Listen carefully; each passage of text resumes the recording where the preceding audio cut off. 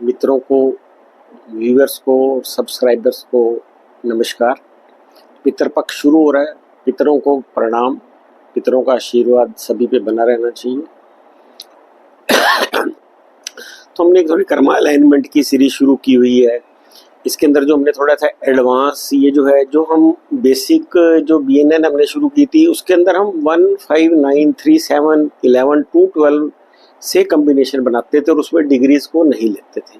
इसके अंदर हम 1, 5, 9, 7 और 2, 12 ले रहे हैं। इसमें 3, 11 को नहीं ले रहे हैं। तो इसके बाद हम आगे शुरू करेंगे। उसके अंदर हम बेसिक पत्री को नहीं लेते, उसमें हम चलित चार्ट को लेते हैं, प्लेसिडिसिस सिस्टम लेते हैं और उसके अंदर हम 1, 5, 9, 7 लेते हैं। वो इससे भी एडवांस है। जब आप उस पर जाएंगे तो आप देखेंगे कि आप धीरे धीरे उसके अंदर जो चीज़ें आपके अंदर इसमें लग रहा होता है आपको प्रेडिक्शंस में ठीक नहीं आ रही हैं, वो वहाँ जाके आपको उस स्टेज पे आने के बाद आपको बिल्कुल एक्यूरेट प्रेडिक्शंस दिखाई देने लग जाएंगी। चाहे फाइनेंशियल लॉसेस हो, मैरिज हो, पढ़ाई हो, मतलब वहाँ जाने के बाद थोड़ा और एक्यूरेट हम इसके अंदर पहुँच जाएंगे। तो ये हम स्टेप बाय स्टेप चल रहे हैं। इसके अंदर हम डिग्रीज ले रहे हैं। तो डिग्रीज के अंदर हमने दो दो ग्रहों के कम्बिनेशन अब शुरू किए हैं। जब आप 1, 5, 9, 7 और 2, 12 लें, उसमें जो कम्बिनेशन, आज हम मून के साथ क्या कम्बिनेशन बनेंगे ग्रहों के, आज हम मून के कम्बिनेशंस के बारे में बात करेंगे कि मून के कम्बिनेशंस क्या असर देते हैं। तो इसके अंदर सबसे पहला हमारा कम्बिनेशन है मून एंड सैटर्न का कम्बिनेशन। ये सबसे ही पॉपुलर कम्बिनेशन है। चंद्रमा हमारे अवचेतन मस्तिष्क का प्रतिनिधित्व करता है और जो शनि है ये सीमाओं, अनुशासन, दुख और समय प्रबंधन का प्रतिनिधित्व करता है, मतलब डिसिप्लिन का प्रतिनिधित्व करता है। ये किसी ऐसे ये कॉम्बिनेशन ऐसे जातक को भी दर्शाता है जो कि भौतिकवादी चीजों को त्यागना चाहता है। इसलिए ये कॉम्बिनेशन कई संतों की कुंडली में आपको ये कॉम्बिनेशन देखने को मिल सकता है। अपनी अवचेतना को प्रशिक्षित करने के लिए आपको जिम्मेदारियों को स्वीकार करने की आवश्यकता है। कभी कभी किसी स्थिति से निपटने के लिए आपको उस स्थिति को एक्सेप्ट करने की जरूरत होती है।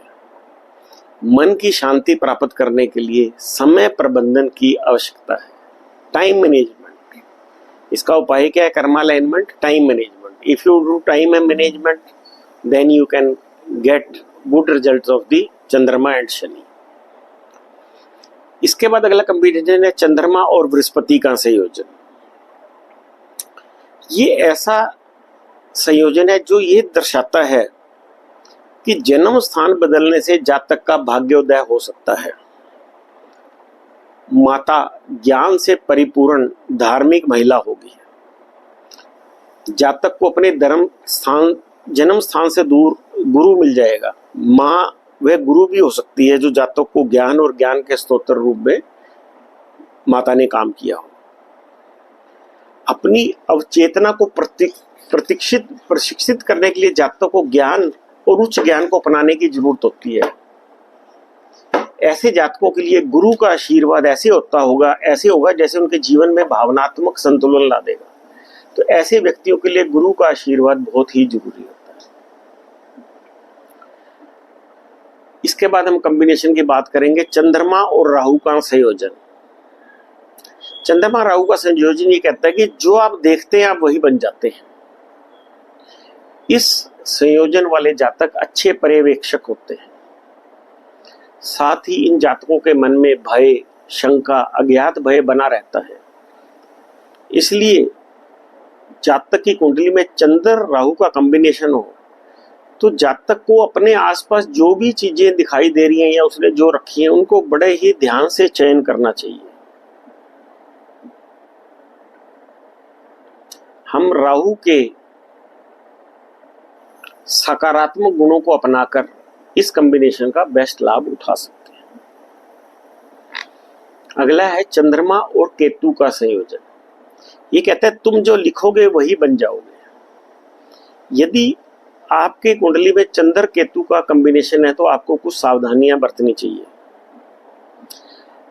आप जो कुछ भी लिखते हैं, महसूस करते हैं, आप ठीक वैसे ही बन जाते हैं। अगर आप अपने बच्चे को कोई पाठ या आदत सिखाना चाहते हैं तो उसे उसको लिखने के बारे में कहें, क्योंकि इसके लिए कहा जाता है कि जो लिखोगे वही बन जाएगा। तो लिखन आदत का उपयोग करके आप जीवन के अंदर महत्वपूर्ण चेंजेस ला सकते हो। लिखने की आदत से आप अपने अवचेतन मन को प्रशिक्षित कर सकते हो। तो चंद्रमा केतु के अंदर क्या अलाइनमेंट है कि हमने लिखने का अभ्यास करना है हर चीज का। नेक्स्ट कॉम्बिनेशन है चंद्रमा और शुक्र का कॉम्बिनेशन। ऐसे कॉम्बिनेशन वाले जातकों की बीवी चंचल स्वभाव की होती है। पहली कन्या होने के बाद धन की वृद्धि होती है। ये दोनों शत्रु ग्रह है, इसलिए सास ससुर का एक छत के नीचे रहना ठीक नहीं है। ऐसे कॉम्बिनेशन में भारी खर्चों के कारण धन की हानि होती है। इसके लिए कर्मा अलाइनमेंट ये है कि किसी भी चीज से प्यार बिना शर्त के करो। जितनी आप ये कला सीखेंगे उतना ही इस ग्रह के आप पॉजिटिव कॉम्बिनेशन के इफेक्ट ले सकते हैं। आपने बिना किसी कंडीशन के इस कॉम्बिनेशन को संतुलित करने के लिए किसी भी चीज से प्यार करना है, बिना कंडीशन के करना। अगला कॉम्बिनेशन है चंद्रमा और बुध का कॉम्बिनेशन। अगर आप जिंदगी में कुछ भी कम समय में सीखना चाहते हैं, उसके लिए सबसे बेस्ट कॉम्बिनेशन है। यहाँ अवचेतना आपकी बुद्धि से जुड़ रही है। यह संयोजन कॉम्बिनेशन जातक को सहज ज्ञान देता है। चंद्रमा पुत्री का प्रतिनिधित्व करता है और बुद्धि का कारक है, इसलिए बुद्धिमान पुत्री पैदा होती है। इस कॉम्बिनेशन वाले जातक अपने अवचेतन मन को सीखने के माध्यम से प्रशिक्षित कर सकते हैं। आप जो कुछ भी सीखेंगे आपका दिमाग उसी तरह की चीजें बनाना शुरू कर देगा। तो ये बड़ा ही इंटेलिजेंट कॉम्बिनेशन है। अगला हमारा कॉम्बिनेशन है चंद्रमा और सूर्य का कॉम्बिनेशन। जिनके ऐसा कॉम्बिनेशन हो, ऐसे जातक वाले के पिता को अपना जन्म स्थान बदलना होगा, नहीं तो उसके जीवन में बहुत सारी यात्राएं होंगी।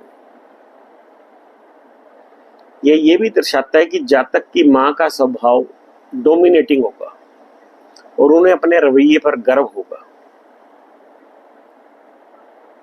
ऐसे जातकों के पारिवारिक मुद्दे मन की शांति भंग कर सकते हैं। इसके अच्छे इफेक्ट लेने के लिए जातक को हमेशा आत्मा के ज्ञान पर ध्यान देना चाहिए। इसके अच्छे इफेक्ट लेने के लिए आत्मा की शुद्धि आवश्यक है।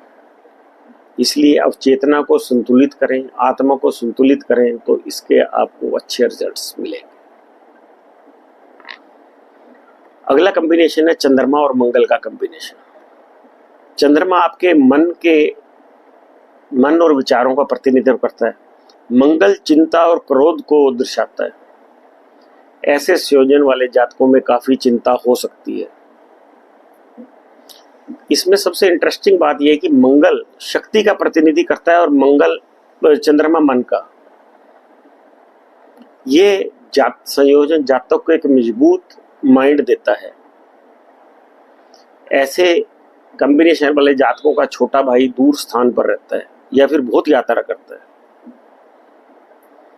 ऐसे व्यक्तियों को मानसिक संतुलन के लिए शारीरिक क्रिया, व्यायाम, योगा करना जरूरी है। स्वस्थ शरीर में ही स्वस्थ मस्तिष्क का वास होता है, ये इसका लोगो है। तो इसलिए हम फिजिकल एक्सरसाइज करके अपने माइंड को इसकी कर्मा अलाइनमेंट ये है।